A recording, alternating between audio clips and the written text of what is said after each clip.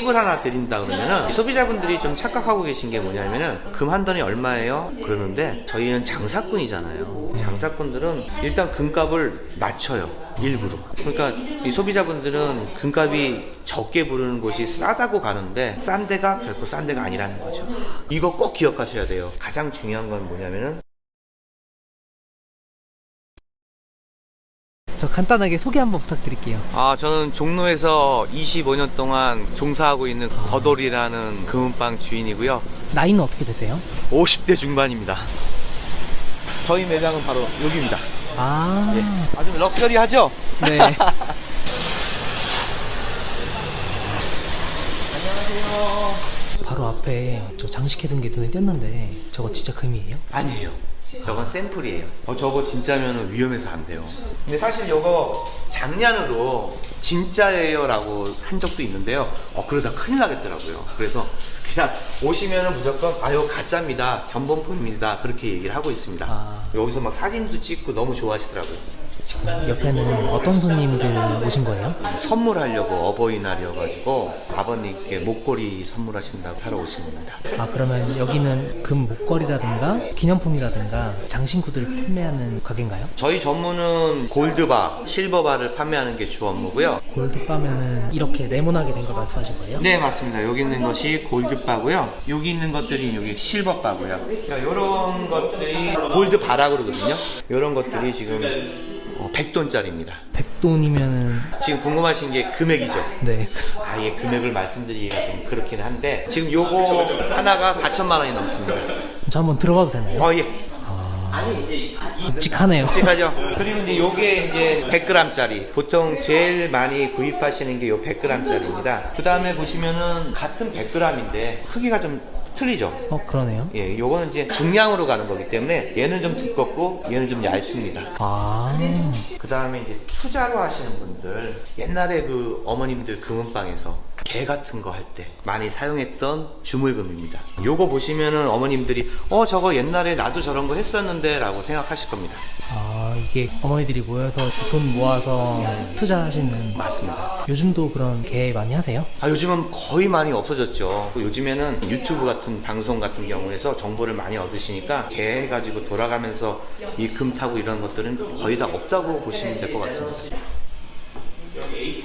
그리고 하나 더 재밌는 게 뭐냐면 이게 요즘에 뭐 콩알금이라고 그러고 네. 쥐똥이라고 하는 건데요. 이렇게 유리병에다 이렇게 모으는 겁니다. 이건 지금 한 돈짜리예요. 이렇게 해서 하나씩 모으기 시작하는 거죠. 그래가지고 이렇게 모아두면은 자, 이게 얼마 정도 될 것 같아요? 400만 원입니다. 400만 원.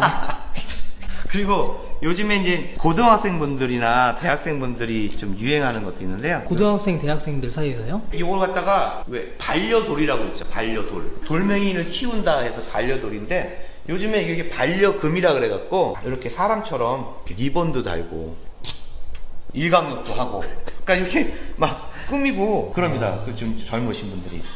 뭔가 이거 되게 느낌 있는데요? 여기 그죠? 금 들어있고. 네. 요게 또 선물용으로도 굉장히 잘 나가요. 이렇게 리본 해가지고 선물을 해주고. 이건 하나에 몇 돈짜리예요? 요게 이제 1g이니까요. 보통 하시면 한 11만원 정도 한 알에. 예, 그 정도 가격입니다. 요즘에 용돈 모아갖고 이렇게 콩알금 조그만 것들을 이런 건데 저 아주 귀여운 거 있어요. 여기요. 요만한 거. 이건 더 작네요? 예, 요런 금들을 모으는 거예요. 유행처럼. 그러니까 보통 저금통이라고 할 수 있죠. 이게 좋은 점이 뭐냐면은 자, 용돈 받은 거, 뭐 세뱃돈 받은 거 쓰잖아요. 이걸로 사놓는 거예요. 그러면 금 가격이 올라가면 금의 가치가 높아지니까 은행에 적금하는 것보다 훨씬 더 이익이 많으니까 요즘에 경제관념이 좀 빠르고 습득이 빠른 사람들은요 이렇게 콩알금이라 그래갖고 이렇게 금 모아가지고 하는 게 친구들끼리 유행입니다. 그러면 이 조그만 거는 제 이해가 되는데 네. 여기 큰 거 있잖아요. 네네. 이런 것도 누가 사러 오세요? 그럼요. 이게 사러 오니까 이렇게 진열을 해 놓는 거고요. 저는 궁금했거든요. 이런 걸 어떤 분들이 사러 오시는 건지. 글쎄요, 이제 어떤 분들이 사러 오시는지는 제가 몰라요. 그분이 직업이 어떻게 돼서 이렇게 물어볼 수는 없기 때문에. 근데 이제 이렇게 사러 오시는 분들은 4천만 원 정도의 투자를 하는 거죠. 그분들이 이거를 뭐 처음 금이 있으니까 뭐 금을 사가지고 이걸 하면 좋다라는 개념이 아니고 비교를 하세요. 뭐 예를 들어서 주식이라든지 채권, 부동산, 코인 변동이 심하고 투기성이 있고 일확천금을 노리고 그런 게 아니고 이 금에 투자하는 분들은 무조건 안전입니다. 안정. 왜냐면은 이 금이 급격하게 올라가고 급격하게 떨어지는 제품이 아니기 때문에요. 소장만 하고 계시면은 천천히 이 가치를 높여갈 수가 있습니다. 어떤 투자 자산을 선호하시는지 그거에 따라서 좀 오시는 거네요. 그렇죠. 어떤 분들은 지금 이 시기에는 금을 사는 게 좋고 또 어떤 분들은 지금은 금 살 때가 아니야.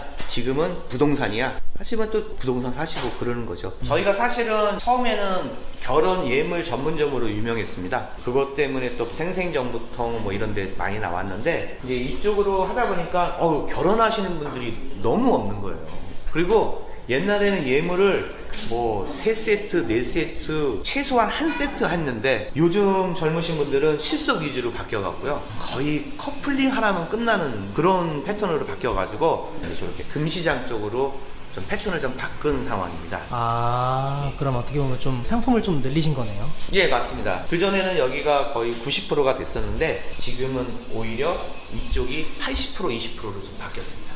이쪽이 80%, 여기가 20%? 네, 맞습니다.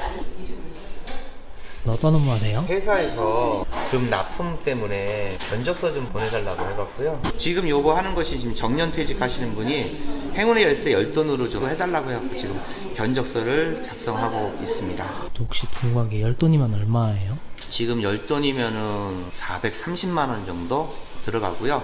거기에 행운의 열쇠로 한다 아니면은 매달로 한다 하시면 거기에 또 공임이 들어가는데 7만원 정도 생각하시면 될 것 같습니다. 공임이라는 게 디자인된 금을 말씀하시는 거죠? 그렇죠. 어떤 이제 골드 가지고 어떤 프레스로 압축을 해서 메달이라든지 행운의 열쇠라든지 뭐 이런 것을 만들 때 드는 비용을 얘기하는 거니까요. 보통 금 중량이 높아질수록 공임이 비쌉니다. 예를 들어서 5돈짜리 메달을 하면 공임이 5만원이라고 하면은 10돈으로 하면 8만원 정도가 됩니다. 같은 모양으로 같이 만드는데 중량이 늘어나면 공임이 늘어납니다.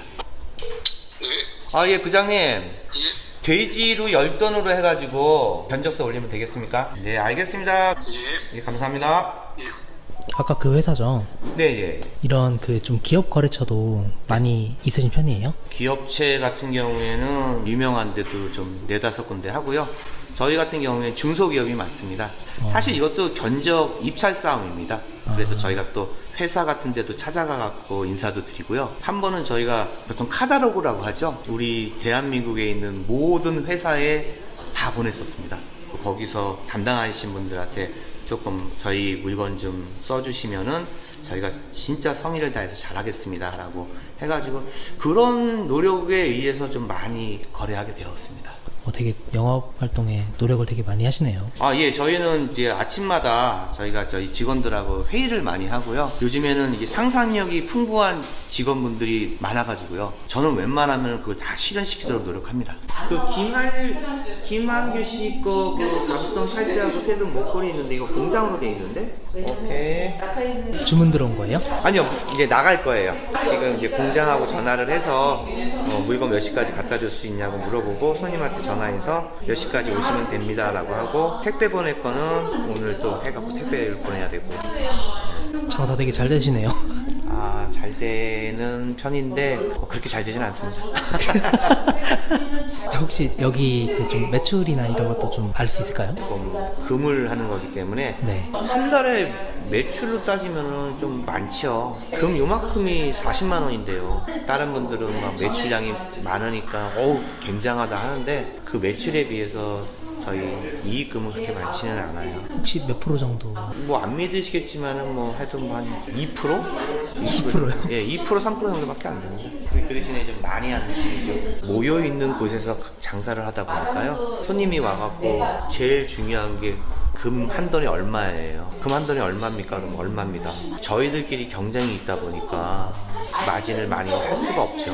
그게 소매상들이 모여있는 장점이자 단점이에요. 장점은 뭐냐면은 전국에 계신 분들이 귀금속의 메카인 종로 3가로 오시니까 손님들은 많죠. 그런데 저희들이 모여있다 보니까 가격 비교를 하고 다니시니까 저희가 이제 서로 한 분이라도 마진이 적지만 어떻게 하든지 장사를 하려는 그런 게 있기 때문에 마진율이 적는 게 그 이유 때문에 그렇습니다. 아, 그러면 어디든지 거의 다 최소 수준으로 좀 맞춰져 있긴 하겠네요. 그렇죠. 팁을 하나 드린다 그러면은 소비자분들이 좀 착각하고 계신 게 뭐냐면은 금 한 던이 얼마예요? 그러는데 사실 이제 저희는 장사꾼이잖아요. 장사꾼들은 일단 금값을 맞춰요. 일부러. 그러니까 이 소비자분들은 금값이 적게 부르는 곳이 싸다고 가는데 팔찌, 목걸이, 반지 같은 경우에 공임이 들어가잖아요. 일단은 금값을 싸게 얘기해놓고 공임에서 많이 불러갖고 이제 손님한테 장사하는 그런 패턴들이 좀 많기 때문에 내가 이제 팔찌를 뭐 10돈짜리를 산다고 했을 때 전체 가격을 비교하셔야 돼요. 금 한 던에 얼마요 기준이 아니고 내가 사고자 하는 뭐 5돈짜리 반지다. 그러면 반지가 이 가게에서는 얼마고 이 가게에서는 얼마인지. 그러면 내가 맞출 상품에 대한 가격을 물어봐야 상품에 돼요. 대한 가격을 알아야 됩니다. 아. 네. 꿀팁입니다.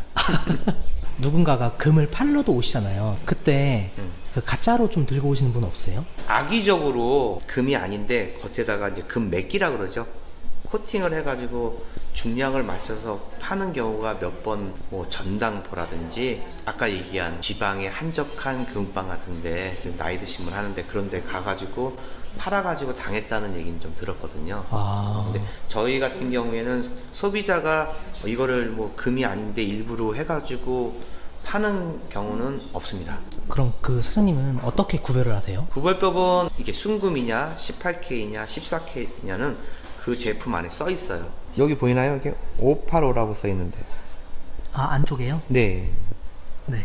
이게 이제 순금이 58.5%가 들어갔다는 뜻이에요. 다른 말로 말하면 14K예요, 이게. 그럼 이 숫자만 보고 구별하시는 거예요? 네, 맞습니다. 근데 진짜 작성하고 이렇게 사기치려면 네. 그 숫자도 쓸 수 있지 않아요? 있어요.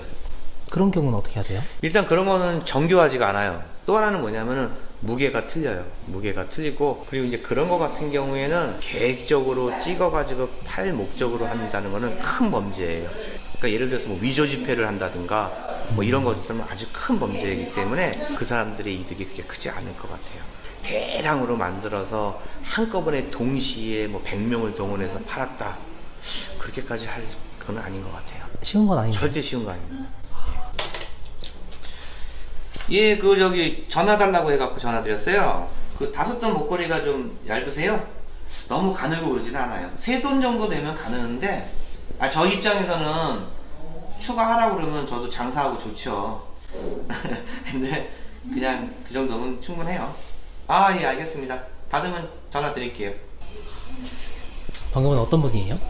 지금 손님이 5돈 목걸이 선물한다고 저희한테 주문을 했는데 좀 약한 것 같다고 2돈 추가했으면 좋겠다고 하는데 제가 봤을 땐 추가 안 해도 될 것 같아서 하지 말라고 했어요. 네. 지금 보시면은 이제 소비자분들이 이런 팔찌를 팔러 오신단 말이에요. 자기가 차고 있던 거를. 이거는 제품이에요. 그러면 이걸 녹이면 분석료라는 게 발생되거든요. 요즘은 분석료가 한 돈에 5,000원 정도가 발생이 돼요. 그러면 이게 10돈이면은 여기서 5만 원이 빠집니다. 근데 골드바는 빠지는 게 없어요. 골드바는 그 가격을 제대로 받을 수 있고 오늘 기준으로 따진다 그러면은 매입 시세가 한 38만 원 정도 하거든요. 골드바는 한 돈에 38만 원을 지금 받을 수가 있어요. 근데 이런 제품 같은 경우에는 한 돈에 37만 5천 원밖에 못 받습니다. 5천 원이 빠져서? 네, 예. 그럼 보통 이제 진짜 투자 목적이신 분들은 그냥 이제 그렇죠. 골드바를 사시겠네요. 그리고 또 한 가지 주의할 점은 뭐냐면은 순금 팔찌를 10돈을 샀다는 것만 기억을 해요. 나는 10돈짜리 팔찌를 차고 있어. 그러면 순금 10돈 팔찌 값만 주세요 라고 생각할 수가 있는데 가장 중요한 건 뭐냐면은 바로 요 18K 장식이에요. 어디요? 요게 18K입니다. 이건 순금이 아니에요. 순금은 여기에서 여기까지만 순금이에요. 그래요? 네. 그럼 이걸 중량을 달게 되면 한번 중량 한번 달아볼까요? 네. 10.525돈이에요. 그러면 10돈은 순금이고 0.525는 18K 장식인 거죠. 그러면 어떻게 해야 되겠어요? 10돈 순금 팔찌의 가격도 받아야 되고 요 18K 가격도 받아야 됩니다. 이거 꼭 기억하셔야 돼요. 이게 지금 돈으로 따지면 얼마냐면 거의 10만 원이에요. 아, 그래요? 예, 이 10만 원을 놓치고 갈 수도 있다니까요. 이것도 그러면 여기서 금입니다. 사시는 거예요? 아, 금이에요? 예, 금입니다. 18K 금입니다, 이게. 그러면 그게 들어있는지는 어떻게 알아요? 지금 보시면요, 순금 색깔하고 요 잠금 색깔하고 틀리죠. 그리고 요 안에 750이라고 써 있나요? 네. 여기 18K입니다. 저게 표식이에요? 예? 표식이에요? 18K 표식입니다. 가. 예. 하물며 이런 거 같은 거 있죠. 목걸이. 이런 것도 마찬가지입니다. 자, 중량 한번 달아볼게요. 3.14돈. 이 중량이 이제 금만 표기되는 거예요? 금만 3돈이고요. 이건 전체 금이에요. 전체 금 중량이에요. 아, 여기는 순금하고 18K 장식이 같이 되어 있는 겁니다. 자, 요 부분. 요게 18K입니다.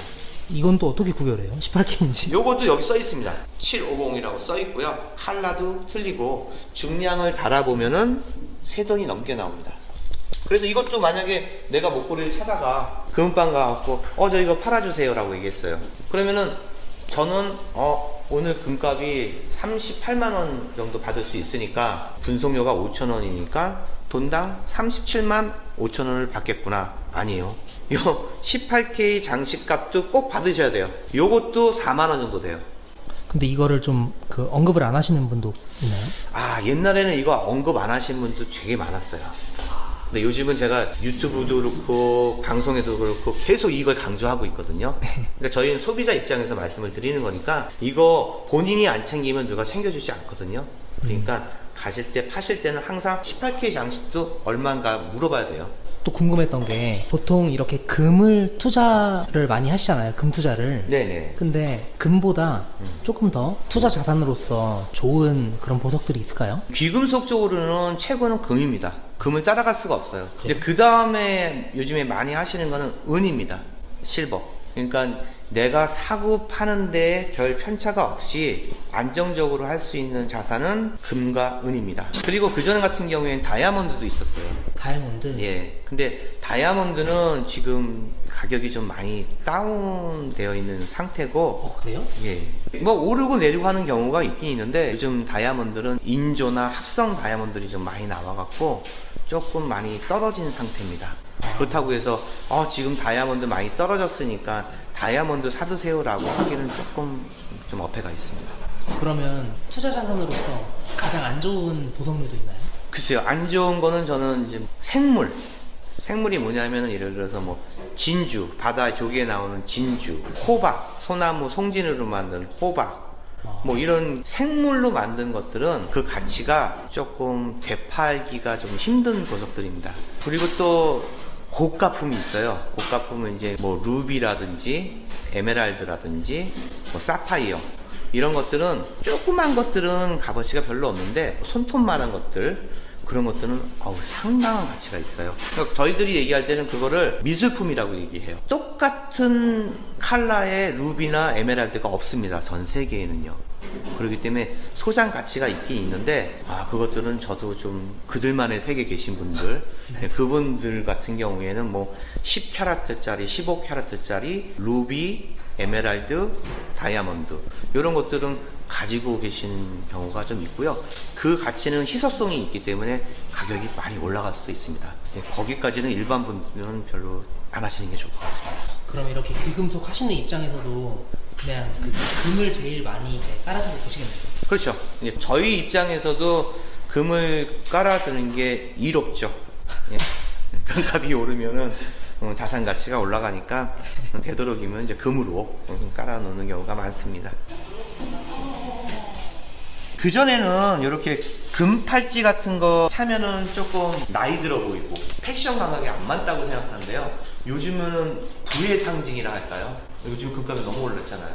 남자분들 같은 경우에는 금에도 투자를 하고 팔찌를 차고 다니기도 하고 해가지고 중량이 보시면은 30돈만 해도 지금 거의 1200만원 정도 합니다. 그러니까 1200만원을 팔에 끼고 다니고 그리고 나서 금 투자도 하고 그리고 내가 멋도 부릴 수 있는 요즘에 이런 젊으신 분들이 굉장히 많습니다. 금값이 오르면 오를수록 금을 안 살 것 같잖아요. 네. 근데 그렇지 않습니다. 금값이 오르면 오를수록 금을 더 삽니다. 아, 그래요? 예. 금값이 떨어지면은 더 떨어지겠지. 이런 심리가 작용하는 것 같아요. 아, 그리고- 그러면 오히려 떨어질 때는 시장이 좋았다가 올라갈 때 더. 예, 그렇습니다. 그러니까 보통 우리가 생각하는 건 반대입니다. 예. 지금 그럼 가장 성수기시네요. 그렇죠. 보름 전 이런 말 해서 뭐 하겠지만 미쳤어. 금이 미쳤어. 저도 두려울 정도로 금값이 올랐습니다. 하루에 뭐 10,000원, 많게는 20,000원씩 올랐으니까요. 그때 이제 손님도 없겠구나 하는데 금을 사러 오시더라고요. 그래서 제가 물어봤어요. 아니 지금 금값 비싼데 괜찮으세요? 그랬더니 그럼요. 금 더 오를 거예요. 막 이렇게 얘기하시면서 사시는 분. 그러다가 일주일 전에 갑자기 또 금값이 폭락을 했어요. 그래서 이제는 금값이 떨어졌으니까 금 사러 오시겠지 했는데 조용한 거예요. 아, 제가 25년 동안 장사를 했는데 이런 패턴, 그러니까 금값이 갑자기 이렇게 올라가고 또 갑자기 이렇게 내려온 거는 처음 겪는 것 같아요. 아, 그래요? 요 근래 이런 패턴들은. 간혹 오시는 분한테 물어봐요. 아니 금값이 떨어졌는데 좀 사세요. 그때 그렇게 사고 싶어 했잖아요. 근데 네. 더 떨어지면요. 그러니까 그런 심리예요. 금값이 최근에 많이 올랐잖아요. 네. 앞으로 좀 금값은 어떻게 될 것 같으세요? 제가 그 유튜브로 한번 그런 얘기 한 적 있어요. 금 한 돈에 100만 원이 될 것이다. 5년 안에.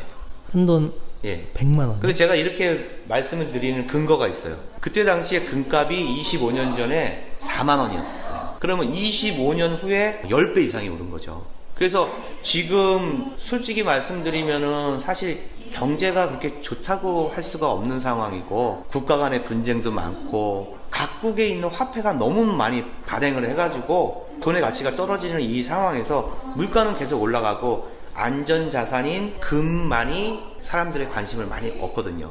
주식, 채권, 부동산 그거보다는 안전자산인 금이 더 낫겠다고 생각하시는 분들이 너무 많아요. 뭐 한 3,000년, 4,000년 전에도 금은 안전자산이었습니다. 금값 많이 올랐으니까 지금 사면 안 될 거야. 아닙니다. 이 금은 이렇게 점차적으로 계단식으로 계속 올라가니까 자기가 금을 사는 그 순간이 제일 싸게 산다고 생각하시면 돼요. 지금 예를 들어서 45만 원 주고 한 돈을 사시면은요 5년 후에 글쎄요 저는 그 한 돈이 100만 원도 충분히 갈 수 있다고 생각합니다. 그러면 네. 25년 차 금은빵 사장님이 생각하는 비트코인에 대해서 좀 궁금하더라고요. 비트코인이요? 개인적으로는 비트코인이 디지털 금이라고 생각을 하고 있습니다. 사실은 돈은 이렇게 흐름이 있거든요. 그러니까 예를 들어서 돈이 부동산에 몰려 있다가 그 다음에 뭐 주식에 몰려 있고 코인으로 갔다가 다시 뭐 주식으로 갔다가 금으로 갔다가 부동산으로 갔다가 이게 흐름이 있는데 저는 뭐 다른 코인들은 모르겠어요. 비트코인은 인정을 받을 것이고 앞으로도 뭐 활성화되지 않겠냐 저는 개인적으로 그렇게 생각을 하고 있고요. 제 앞으로의 계획 중에 하나가 비트코인으로 금을 살 수 있게끔 저는 이제 만들 겁니다. 네? 예. 그러니까 비트코인이 있으시면요 비트코인으로 금을 살 수 있게끔 저는 이렇게 계획을 하고 있습니다. 진짜요? 저는 인정을 한 거죠 비트코인은요. 사장님은 금값이 최근에 많이 올랐잖아요. 네. 앞으로 좀 금값은 어떻게 될 것 같으세요? 제가 그 유튜브로 한번 그런 얘기 한 적 있어요. 금 한 돈에 100만 원이 될 것이다. 5년 안에. 한돈 예. 100만 원. 근데 제가 이렇게 말씀을 드리는 근거가 있어요. 그때 당시에 금값이 25년 전에 4만 원이었어요. 그러면 25년 후에 10배 이상이 오른 거죠. 지금 국가 간의 분쟁도 많고 각국에 있는 화폐가 너무 많이 발행을 해가지고 솔직히 말씀드리면은 경제가 그렇게 좋다고 할 수가 없는 상황이고 돈의 가치가 떨어지는 이 상황에서 물가는 계속 올라가고 안전자산인 금만이 사람들의 관심을 많이 얻거든요. 주식, 채권, 부동산 그거보다는 안전자산인 금이 더 낫겠다고 생각하시는 분들이 너무 많아요.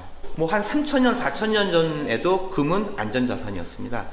금값 많이 올랐으니까 지금 사면 안 될 거야. 아닙니다. 자기가 금을 사는 그 순간이 제일 싸게 산다고 생각하시면 돼요. 지금 예를 들어서 45만 원 주고 한 돈을 사시면은요 5년 후에 글쎄요 저는 그 한 돈이 100만 원도 충분히 갈 수 있다고 생각합니다.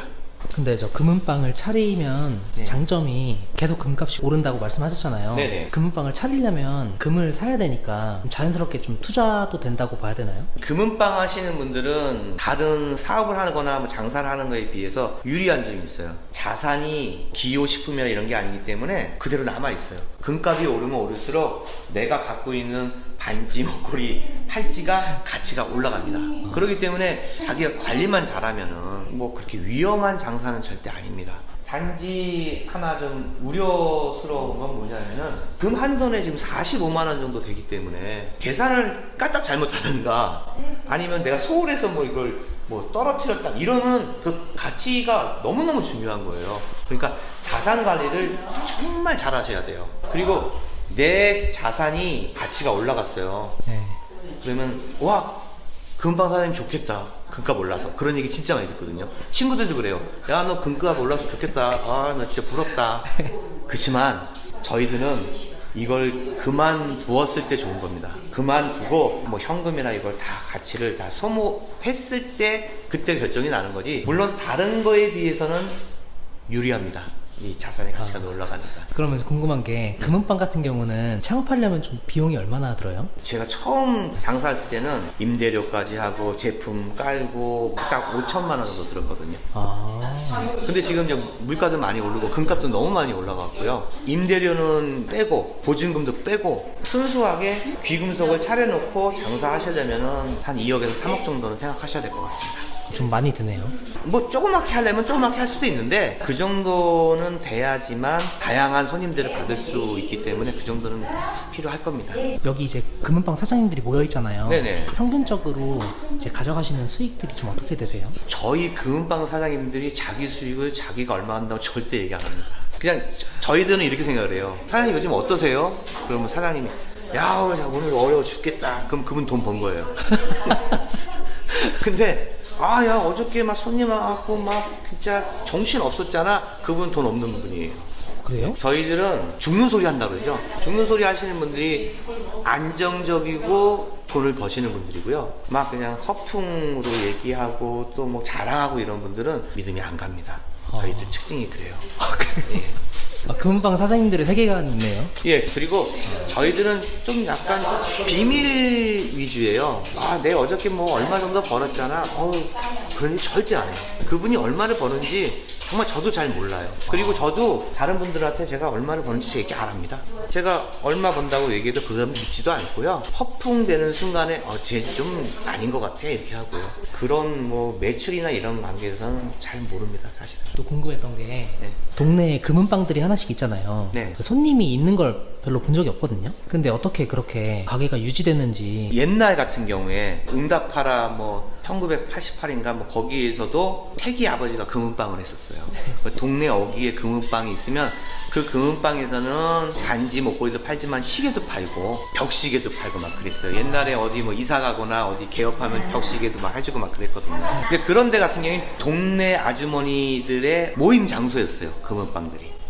이제 거기 와서 수다도 하시고 모두 같이 먹고 얘기도 하면서 이 개 같은 거로 하셨거든요.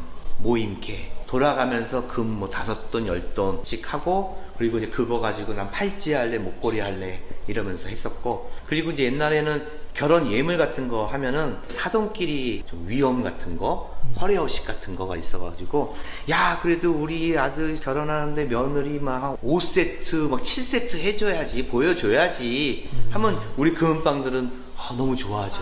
와 5세트 7세트 일단 마진이 좋았어요. 마진이. 그런데 이제 이런 것들이 인터넷이 발달되면서 점점 손님이 없어지기 시작했죠. 보통 이렇게 시장 같은 데 보면은 이제 금은방들이 되게 잘 됐거든요. 왜냐면 아주머니들 시장 갈 때 한 번씩 들리고 막 이래가지고요. 그렇게 했는데 그때 당시에는요 금은방에 하루에 한 팀 많아야 2팀만 있어도 먹고 사는데 지장 없었어요. 요즘 같은 경우에는 이 동네 금은방들이 좀 하나둘씩 없어지는 추세입니다. 아무래도 디자인 싸움에도 그렇고 옛날에 금은방 하시는 분들이 나이가 좀 이제 좀 지긋이 있다 보니까 젊은 사람들의 어떤 감각에도 좀 떨어지고 패턴이 좀 아까처럼 바뀌는 추세입니다. 전문화가 되는 거죠. 예물은 예물 전문점으로 가고 금은 금 전문점, 은 전문점, 프로포즈는 프로포즈 반지 전문점 뭐 이런 식으로 세분화돼서 되는 추세입니다, 지금. 요즘에 종종 뉴스로 보는 게 금은방 도난 사고에 대해서 뉴스 보도가 되더라고요. 맞아요. 제가 도난을 당한 적은 없고요. 장물을 받아가지고 경찰서 간 적은 한 번 있어요. 작물이요? 예, 도둑놈 물건이죠. 그 도둑놈 물건을 다른 사람한테 해갖고 이걸 팔아갖고 와라. 그러면 뭐 심부름값을 주겠다 해갖고 한 20대 초반 여자분인데 귀걸이 같은 거 해가지고 갖고 온 적이 있어요. 이제 저희 직원이 그걸 이제 매입을 한 거죠. 경찰서에서 오라 그래갖고 제가 대신 한번 간 적이 있습니다. 갔더니 저희는 법상으로 다 주민등록증하고 이거 다 썼기 때문에 괜찮지 않습니까? 라고 얘기를 했는데 거기서는 안 된대요. 작물은 작물이라고. 다행히 저희가 이제 그 주민등록증하고 연락처하고 그걸 해놔가지고 그냥 경고, 벌금 뭐 이런 쪽으로 나오게 되죠. 그러면 좀 억울해요. 어떻게 분별하실 수가 없잖아요. 지금은 저희 같은 경우에는 이제 제가 25년 동안 하다 보니까 저는 딱 보면 알아요. 예. 자, 젊은 사람이 옛날 반지, 진짜 막 먼지 묻을 만한 것, 이런 것들, 특히 젊은 사람들이 좋아하지 않는 물건, 그거는 어르신인데, 솔직히 이럴 수 있죠. 부모님 건데 몰래 훔쳐서 올 수도 있죠. 그것도 잘못된 거잖아요. 근데 본인 거가 아닌데 갖고 오는 경우가 그런 경우가 있고, 이거 누구 거예요? 라고 물어보고 막 이러는 경우가 있고요. 또 하나는 뭐냐면은 자기가 이 물건이 좀 잘못됐다고 느끼면요, 일단 눈을 안 맞춰요. 그러면 저희는 집요하게 좀 의심스럽다면 눈을 보면서 얘기해요. 계속. 그러면 이제 그쪽에서 막 이렇게 하고 뭐 하고 오면 또 질문을 계속해요. 이거 본인 거예요? 집이 어디예요? 그건 왜 물어보세요? 막 신경질적으로 나오고 막 그러면은 의심을 해봐야 돼요. 예. 그리고 또 그런 분들 같은 경우에는 어떤 경우가 있냐면은 자꾸 이렇게 뭐가 좀 막히고 그러면은 자꾸 전화를 하려고 그래요.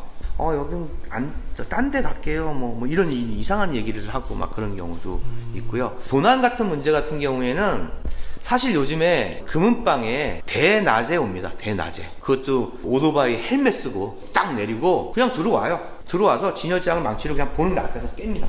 그리고 이걸 싹 걷어서 가는 경우가 요즘엔 TV에서도 많이 나오고 진짜 조심하셔야 돼요. 특히 그 지방에서 금은방 하시는 나이 드신 분들, 금값이 많이 올랐잖아요.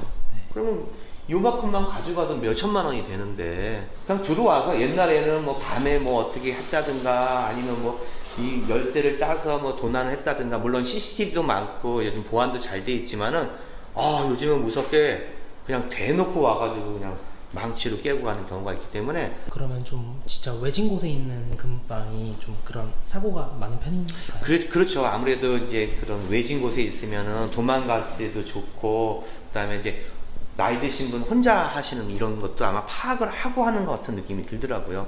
그런 거는 좀 많이 조심을 하셔야 될 것 같습니다. 그래서 요즘에 이런 보안 장치가 문을 갖다가 저희들이 이제 이렇게 눌러서 바로 못 나가게 하는 경우도 있고요. 그리고 또 하나 방법은 뭐냐면 이제 문이 안쪽으로 열리게끔 만듭니다. 강도가 와갖고 물건을 가지고 나갈 때 바깥쪽으로 나가면 문이 안 열리게. 그러니까 이런 도둑놈들이나 강도들은 급하면은 문을 밀치고 나갑니다. 그러면 여기도 안 열려요, 밖으로? 저희는 지금 이게 잠그는 장치가 있습니다. 누르면은 문이 저절로 잠가집니다. 한번 보여줄 수 있을까요? 네. 지금 이거를 오랫동안 눌러놨더니 지금 문이 닫혀 있습니다. 네. 그러니까 지금 요 상태에서 만약에 강도나 도둑놈이 상담을 하다가 뭐 목걸이를 자기가 이렇게 껴본다고 하고 이렇게 껴보고 그냥 나갑니다. 그냥 나가는데 이거를 딱 해놓으면 못 나가는 거죠. 저희가 잠가놓은 겁니다. 이거 안 열려요, 이렇게 눌러도? 예. 근데 저희가 이제 이거를 이렇게 해서 이걸 눌러주면은 지금 열어지는 거죠. 그러면은 열려요. 그러니까 저희가 안에서 이걸 제어할 수가 있는 경우가 되는 거고요. 그리고 만약에 이게 없으신 분들은 제가 무슨 보안업체에서 나온 것 같아요. 지금 저희는 안으로도 열리고 바깥으로 열리잖아요. 근데 이거를 저쪽에서 막아놓는 거예요. 요렇게만 열리게 만들고요, 바깥으로 열리게 안 해놓는 거죠.